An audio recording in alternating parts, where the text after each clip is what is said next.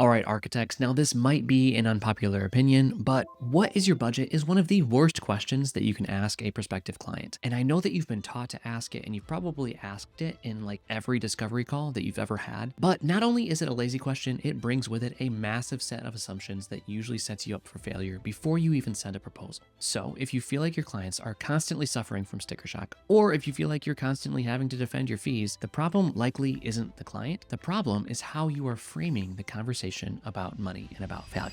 So my name is Tyler Suomala, and in this video, I'm going to show you exactly how to charge more for the work that you are already doing, simply by changing the psychology of your sales process. So we're going to cover why you need to stop asking what's your budget and the specific questions that you should ask instead, plus how to use two powerful psychological levers, including anchoring and the decoy effect, to instantly increase your average fee. And by the end of this video, you will not just be a better architect, you will be able to confidently communicate your value for those higher fees. So let's go ahead and dive in. All right, let's start with the elephant in the room. Why do I hate the budget question so much? The thing is that when you ask a client, what is your budget for this project? You are assuming three very dangerous things. The first is that you're assuming that they have familiarity with the current construction costs and the processes. The second is that you're assuming that they understand the true value of architectural services. And the third is that you're assuming that they are aware of the current market trends. Let's be honest, it is incredibly rare to come across a residential or commercial client who understands even one of these things, much less all three. So when you ask, what's your budget? Guess what happens? They give you a number, but it's not a real number because it's a number based on something that they read online in 2019, or based on a conversation that they had with a neighbor who renovated their kitchen 2 decades ago, or it's simply just the size of the loan that they hope to get approved for. And they give you a low number that reflects unrealistic expectations. And the moment that they say that number out loud, an anchor is dropped. And now every single discussion about fees, about scope, and construction costs is anchored to that unrealistic number. And you're now fighting an uphill battle to educate them from $300,000 to the real reality of $600,000. And that is just a terrible way to start a relationship. So what should you do instead? I'm not saying that you just shouldn't ask and get a sense of their financials. You definitely need to know if they can afford the project, but you need to understand the context and the feelings that surround the number that they give you. You need to know if this is a number that's based on a hard limit from the bank or if it's based on a guess. And that context allows you to respond properly. All right, so here's 3 different questions that you can use to replace what's your budget that's going to give you much better answers and be able to position you as a partner rather than a cost. So question number 1 is the investment question. What are you planning to invest into this project? Now notice the word change. I'm not asking about budget, which sounds like a constraint or a cost. I'm asking about investment. And this works because it frames the project as a transformation with an endpoint that benefits the client. It's also open-ended enough that they will usually start talking about the total project cost, construction, land, materials, rather than just trying to pin down your architectural fee, which is good news for you because guess what? Your fee is pretty small relative to the cost of everything else. Now, question number 2 to try is the consideration. Have you considered how much this will cost? Now, this is my favorite because it's entirely open-ended. It forces the client to give you a longer response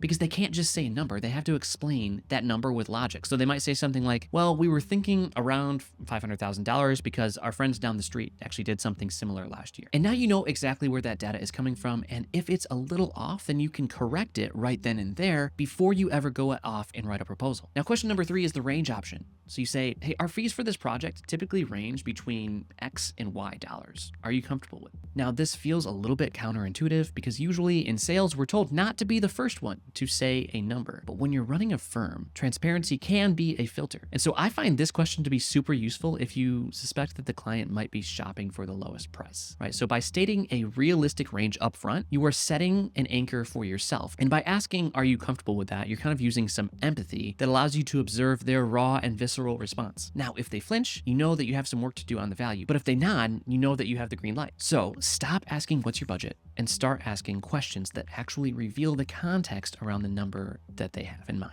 Now, once you understand their financials, you eventually have to present your proposal. And this is where most architects accidentally talk themselves out of a premium fee. We need to talk about anchoring bias. And anchoring bias is the human tendency to be heavily influenced by the first piece of information that we see or hear. So this is the reason, by the way, that retail stores put their most expensive items at the front of the store. So next time you go shopping, just take note. You're going to notice this, right? If you walk into like a luxury suit shop, for example, the first suit that you see might be like $5,000. And you're going to think, wow, that is crazy expensive, right? But then you walk to the back and you see a suit that's listed for $1,000. And suddenly that $1,000 suit, it seems pretty reasonable. But if you had walked in and the only suit you saw was for $1,000, you might have thought that it was kind of pricey. So in this example, the value doesn't change at all. It's just the context around that perceived value is what actually changed. So how does this apply to architecture fees? Imagine that you are a prospective client and you're sitting in a meeting and you're nervous and you haven't heard any hard numbers yet. And then you, the architect, you slide a piece of paper across the table and you say, our fee is $250,000. Now, in a vacuum, $250,000 is a lot of money. It's a house in some parts of the country, and their immediate reaction to that is probably going to be some kind of sticker shock. But what if we used some anchoring to describe the context around that fee? So what if we changed the order of the numbers to change the perception? So instead, imagine you say this. So based on what it is that you're looking to do, we estimate that the total cost of construction for your project will be somewhere around $2.2 million, and the general contractor's fee will likely be around $300,000. Our fee is $250,000. Now, do you see what just happened? The $250,000 is no longer a massive or isolated number. It's now pretty reasonable relative to the $2.2 million total, and it's actually less than what they are going to pay for the contractor. So the fee stayed exactly the same, but because you anchored it against the larger investment, the perception of the cost actually went down. And this is why you should never shy away from big numbers. So if you're doing a big project, talk about the big numbers first. Talk about the construction and the materials and the land value. So you want to set your anchor high so that your fee looks like the logical and reasonable investment required to manage that massive asset. Now, by the way, if you are an architecture firm owner that's looking for the exact scripts and templates and guides, the full positioning exercise, outreach templates, proven sales processes, that's exactly what I provide for you inside the studio. I'll tell you more about it at the end, but if you are already interested, then go ahead and click that first link in the description. All right, you have asked the right questions and you've anchored the conversation. Now, how do you structure the proposal to reflect higher fees? You want to use something called the decoy effect. So let me give you an example of this in play. So I have a sweet spot for ice cream, and every time that I go to the creamery down the road from my house, I end up buying the largest size of ice cream. And that's because I cannot pass up a good deal. So here's what their pricing sign looks like. They say small, 1 scoop is $3.50. And then a medium, which is 2 scoops, is $5. And then a large, which is 3 scoops, is $6. When I stand there and look at the sign, my internal monologue is something like, well, 1 scoop, that's definitely not enough. 2 scoops is $5. But for just $1 more, I can get a large. So I might as well just get a large. And that is the decoy effect at work. The medium option is the decoy. It exists solely to make the large option look like it's an incredible value. So does this work in architecture too? Absolutely. It really works in any industry. Tiered pricing has been around for a long while, but most firms are implementing it wrong. So for example, most firms actually just give one option. They say, here's the fee, take it or leave it. But when you offer one option, you are forcing the client to make a yes or no decision. Do I hire Tyler or do I not? Now, when you offer options, you change the psychology. You force them to make a which one decision. Which level of service do I want from Tyler? And then they feel a lot more informed and in control of that decision. So here is how you want to implement this in your next proposal. So you put together option 1. That's just the baseline, right? This is your standard service. It covers basics and drawings and permit set and basic administration. And you kind of want to price this using your standard margin or whatever you would consider to be your average contract value today. So let's say for this example, it is $51,000. Option 2, we'll call this the core, right? This option adds a little bit more value. So maybe a few extra site visits or a slightly more detailed rendering package, but you price it strategically kind of in the middle there, right? So let's say that is $60,000. Now, option 3 is the premium option, right? This includes everything. This is high-end renderings. This is virtual tours. This is priority client meetings, the material selection assistance, and you price it to be way higher than the middle option in this case. Let's say that you price it at $75,000. Now, with those options, can you tell me which one of those is actually the decoy this time? It's not the middle option like it was in the example that I gave you around the ice cream. It's actually the premium option, because now the client is going to look at this and they're going to think, well, for $15,000 less than the premium option, I can get what I want without paying for the white glove service that I don't really need. So I get the virtual tours and I get the priority access, and it's no brainer.